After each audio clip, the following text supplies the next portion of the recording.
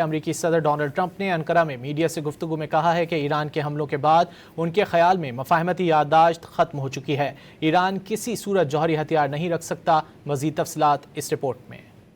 अमेरिकी सदर Donald Trump Ankara में मीडिया से गुफ्तगू के दौरान ईरान से नाराज दिखाई दिए।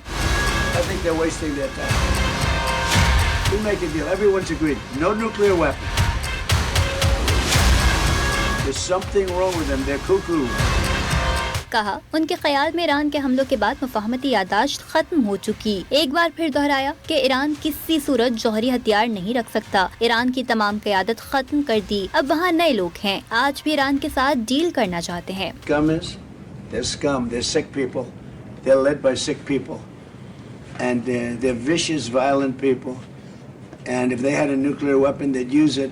As far as I'm concerned, it's over. I'll speak to our negotiators. They want to negotiate. They're good people. And if I make a deal with him, we have a deal. And he goes out, he talks.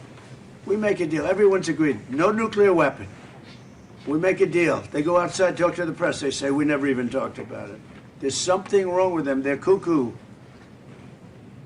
As far as I'm concerned, it's over. अमेरिकी सदर ने NATO पर शिकवों की line लगा दी। कहा NATO ने Iran के खिलाफ हमारी मदद नहीं की। नेटो को सबसे ज्यादा फंड्स अमेरिका देता है। नेटो ममालिक को रूस से बचाने के लिए $1 ट्रिलियन खर्च किए। अमेरिकी सदर ने ये भी कहा कि ईरान ने गुज़िश्ता रोज सऊदी अरब समेत दीगर ममालिक के जहाजों पर हमले किए। ईरान के मामले पर बहुत वक्त ज़ाया कर चुके हैं। अब काम करना होगा।